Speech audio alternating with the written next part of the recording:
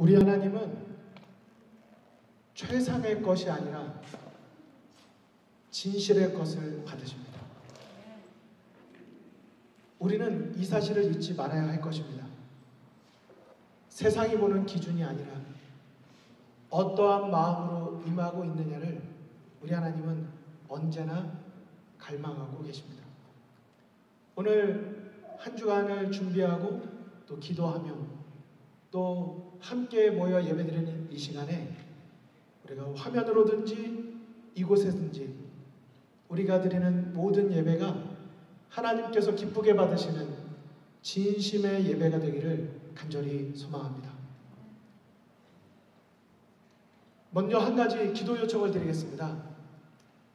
이미 많은 분들께서 보셨고 또 참여하시고 계시지만 바로 오늘 오후 3시 반 오픈식을 시작으로 해서 6주 동안 그로우 그룹이 시작이 됩니다.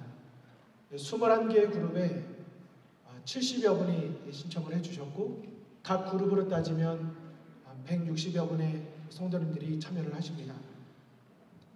이것이 안전하게 진행될 수 있도록 이런 계기를 통해서 서로 연결될 수 있도록 이런 계기를 통하여 선교와 양육이 이루어질 수 있도록 우리 모두가 기도해 주시고 또 언제든지 열려있기 때문에 또 동참해 주시고 함께 하늘을 경험하는 소중한 기회가 되시기를 간절히 바라고 또 기도를 부탁드립니다.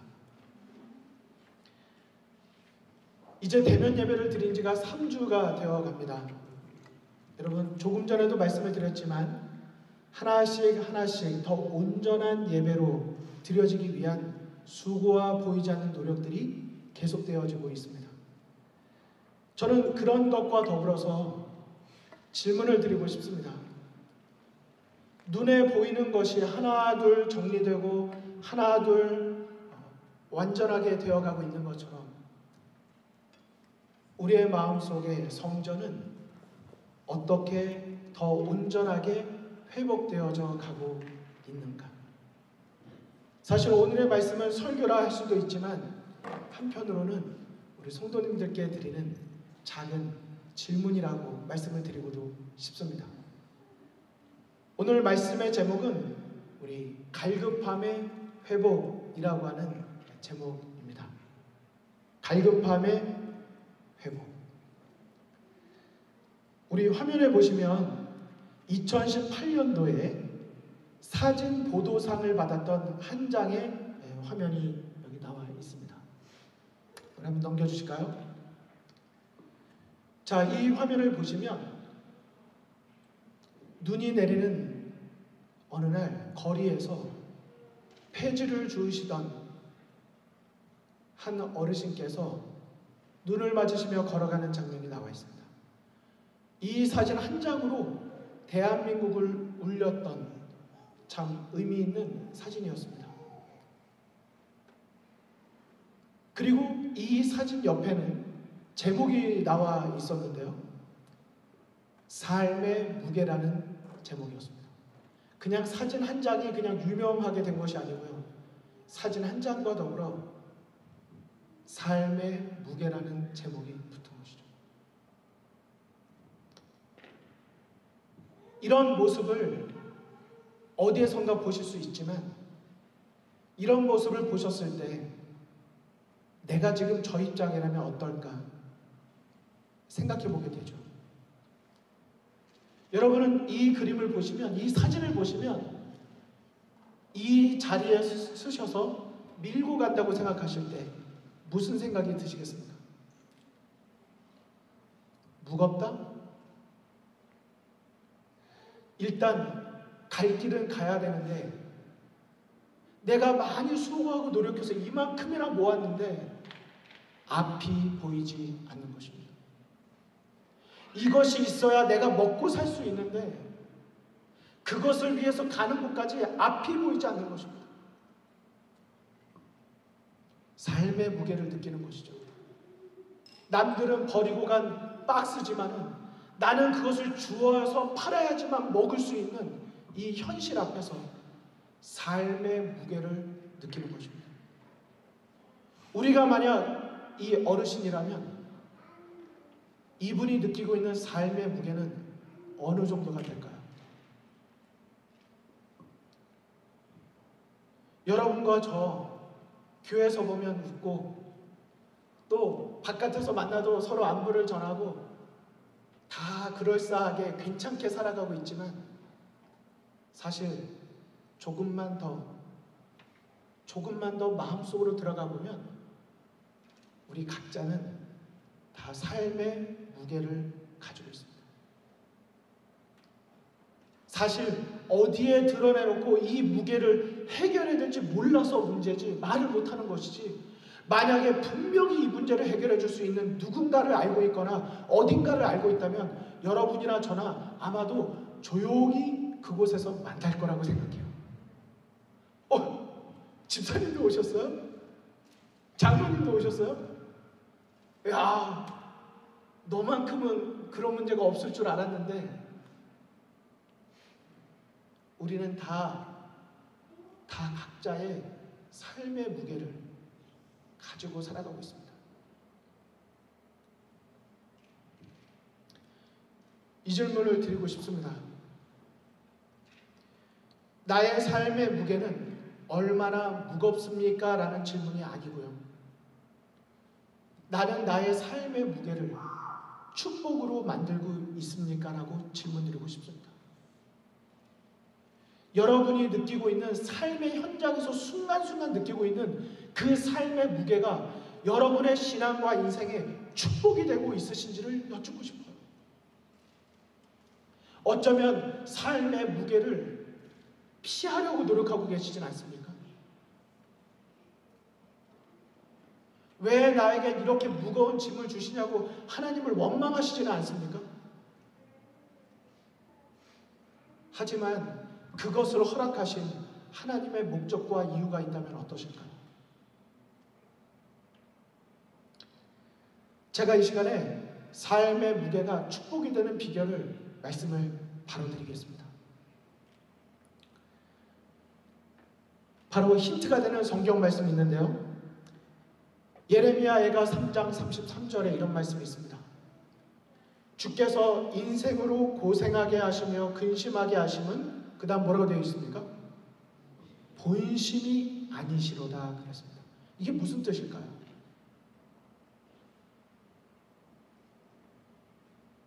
본심이 아니시라는 말씀이 무슨 뜻일까요? 하나님은요, 우리를 고생하게 하고 괴롭히려고 그렇게 삶의 무게를 느끼게 하시는 분이 아니라는 것입니다. 하지만 또 다른 의미가 있어요. 그것이 무엇이죠? 하나님께서 우리에게 무엇을 허락하시면 언제나 목적과 이유가 있다 이것입니다. 여러분 이 사실을 기억하시기를 바라요. 하나님께서 나에게 어떤 것을 허락하시면 언제든지 목적과 이유가 있습니다. 선한 목적과 이유가 있는 거예요. 제가 그것을 이런 도형과 그림으로 준비해봤습니다. 네, 받침이 하나 있습니다. 그 다음에요, 대가 있습니다. 시소죠, 시소. 저는 시소가 정말 그냥 시소인 줄 알았어요, 한국으로. 네, 시써 이거죠. 보고 안 보였다 보인다 뭐 이런 거죠. 시소가 있는데 거기에 바로 삶의 무게가 나가면 다른 한쪽은 올라가게 되어 있습니다. 삶의 무게가 무거우면 무거울수록 다른 한쪽은 올라가게 되어 있어요. 여러분 여기에 올라가는 것이 무엇이라고 생각하십니까? 이것이 바로 갈급함의 시작입니다. 내 삶의 무게가 무겁다고 느끼기 전에는 갈급함이 없어요. 만족하거든요. 괜찮거든요. 좀 자랑하고 싶거든요. 이 정도면 누군가보다 낫다고 생각하거든요. 죄송합니다. 신앙의 위기는 세상의 번영 중에 시작됩니다. 삶의 무게를 허락하시면 갈급함의 시작을 위하여 하나님께서 주시는 거예요. 갈급함의 시작이 있을 때 우린 드디어 하게 되는 것이 바로 기도가 되는 것입니다. 하늘을 향해서 고개를 들게 되고요. 하나님의 선하심과 그분의 뜻을 구하게 되는 것입니다.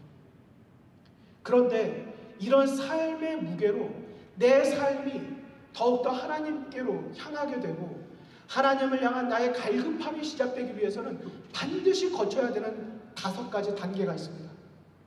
그것도 먼저 말씀을 드립니다. 1번이 홀로 생각하는 시간이 필요합니다. 여기 홀로가 중요합니다. 홀로 생각하는 시간이 필요합니다. 2번째는요, 주님께 기도하는 시간이 필요하고요. 3번째는요, 주님의 성품을 묵상하는 시간이 필요합니다. 4번째는요, 주님의 약속을 묵상하는 시간이 필요합니다.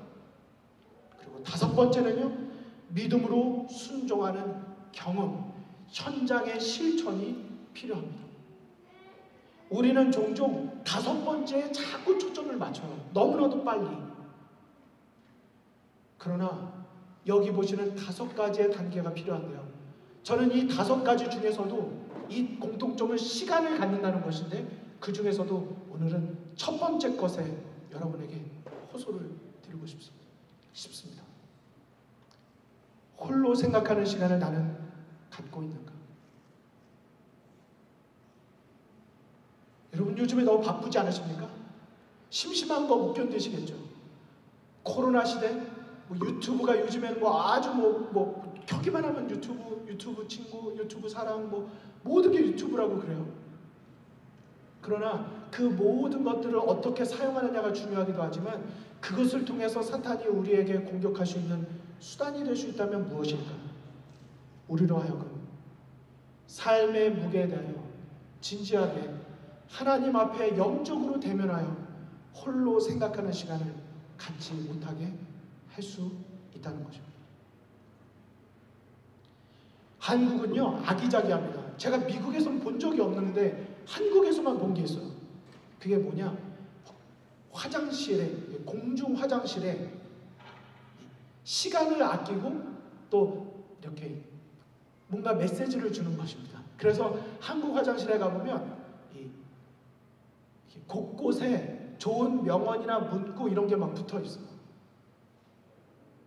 너무 자세하게 말씀드리면 조금 이상할 것 같은데 하여튼 그렇습니다. 모든 변기 문을 닫으면 여기 뭔가 메시지도 있고 뭐가 있어요. 그런데 제가 서울중앙교회를 갔다가 서울중앙교회에서 엄청난 화장실에서 만난 이 문구가 있었습니다. 바로 이것인데요. 생각하는 신앙, 행동하는 믿음이라는 것이었습니다. 한 번 본 순간 제 마음속에 신앙이 되었어요. 고백이 되었어요. 우리의 믿음은 반드시 행동하는 믿음이 되어야 되죠. 하지만 그런 믿음이 있기 전에 반드시 우리의 신앙은 생각하는 신앙이 되어야 하는 것입니다. 우리가 더 깊이 생각하기 위하여 생각하다 보면 우리의 마음속에 갈급함을 찾을 수가 있으실 거예요. 하지만 그런 시간을 갖지 않다 보면 내가 무엇이 갈급한지 허상을 보게 되고 나의 갈급함을 채우기 위하여 헛된 갈급함을 추구하게 되는 것입니다. 여러분 마가복음 4장 10절에 이렇게 기록이 되어 있습니다. 예수께서 홀로 계실 때에. 여러분 오늘 한 번쯤 이 말씀을 마음에 담아보실까요? 예수께서 홀로 계실 때에 드디어 제자들이 그리고 무리들이 예수님께로 나아가서 그 비유의 진지한 의미가 무엇인지를 여쭙게 됩니다. 우리도 마찬가지로 내 삶의 무게를 여러 순간 느끼지만 그것으로 끝나거나 그것을 해결하기 위하여 더 바쁘게 세상의 무엇으로 채우시려고 하면 그것이야말로 허상입니다. 사탄은 눈에 보이지 않는 믿음이 추상적인 것이고 허상이라고 자꾸 우리에게 인식시키려 하지만 반대입니다. 기도가 하나님이 우리의 믿음이 진정한 답이 될 수 있음을 우리는 기억해야 할 것입니다. 여러분 여기 보이는 인물이 누구입니까? 누구인 것 같으십니까? 요셉이죠. 팔려가는 요셉입니다. 여러분, 요셉이 언제 그의 신앙, 아버지 야곱의 신앙이 언제 자기의 진짜 신앙이 되기로 시작되었는지 아십니까? 팔려갈 때, 낯선 곳으로 팔려갈 때 이 요셉은 드디어 생각하게 됩니다. 그리고 나의 하나님을 만나게 됩니다.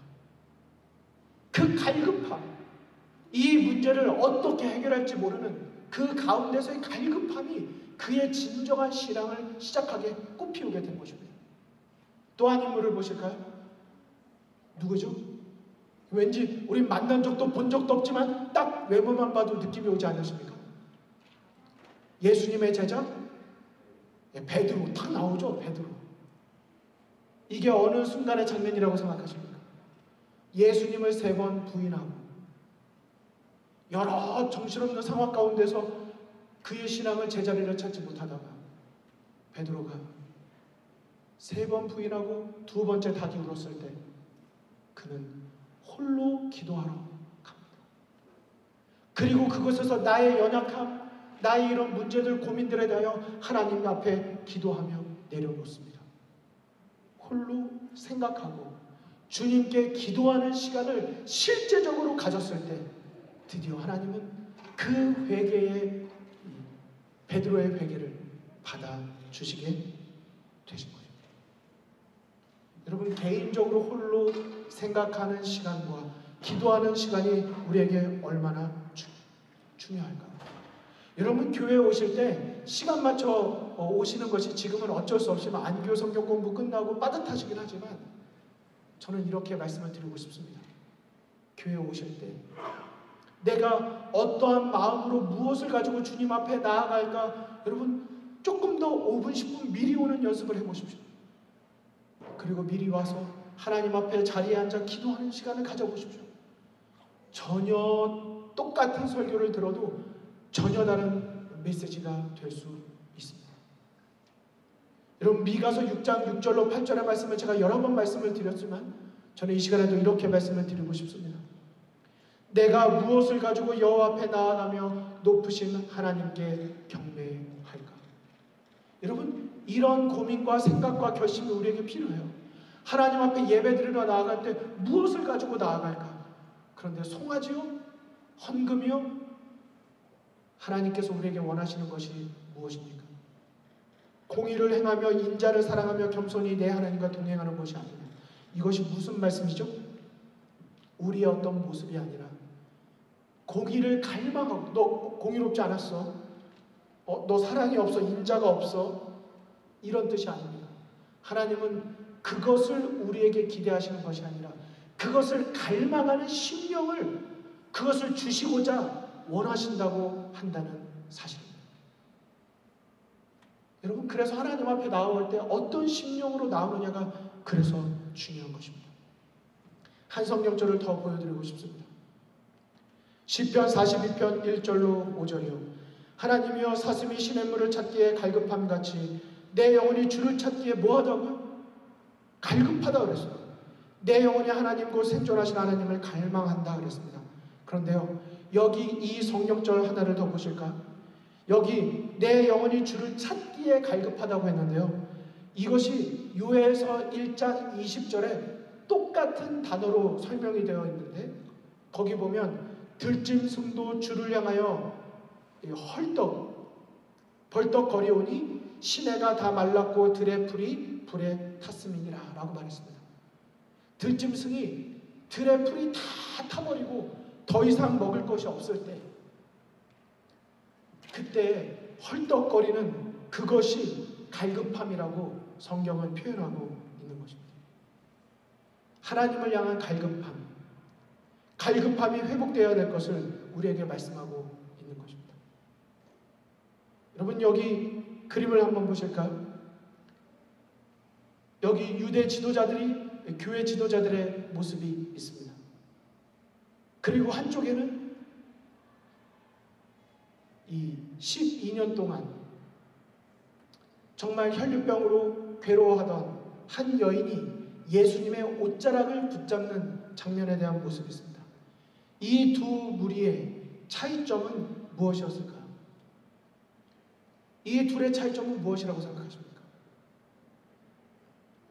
한쪽에는 갈급함이 없든지 아니면 잘못된 갈급함을 가졌고, 다른 한 여인은 인간적으로 보기에 부족하고 삶의 무게에 짓눌려 있을지 모르지만 그녀는 예수 그리스도 하나님을 향한 진정한 갈급함을 가지고 있었다고 하는 사실인 것입니다.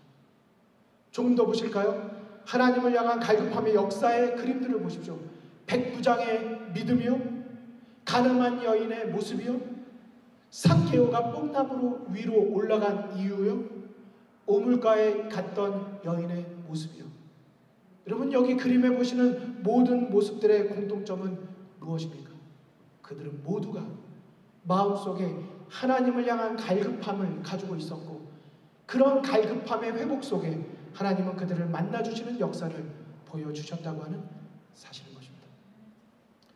저는 오늘 말씀을 마치면서 여러분에게 다음과 같이 말씀을 드리고 싶습니다. 우리에게 가장 필요한 회복, 그것은 갈급함의 회복이고, 갈급함의 회복은 바로 영성의 회복이라고 말씀드릴 수 있겠습니다. 홀로 생각하는 시간을 가지고 주님께 기도하는 시간을 갖는 것, 그것이 바로 주님께서 우리에게 바로 갈망하고 바라고 계신 것입니다.